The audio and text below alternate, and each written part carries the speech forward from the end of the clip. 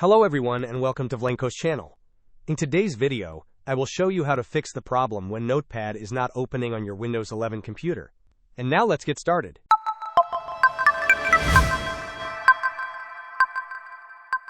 If you are facing an issue where Notepad refuses to open on your Windows 11 machine, we have a straightforward solution for you. First, we recommend trying to open Notepad through the Windows search bar.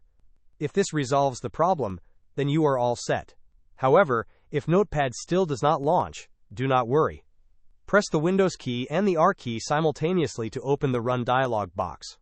In the dialog box, type notepad.exe and press Enter. Observe if this action helps you access Notepad.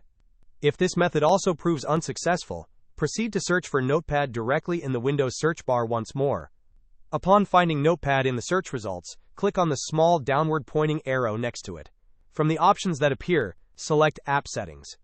Within the App Settings window, scroll down until you locate the Terminate button.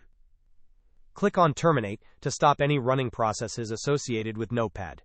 After terminating, you will see two more options, Repair and Reset. First, click on Repair, and patiently wait until you see a checkmark indicating the repair process is complete.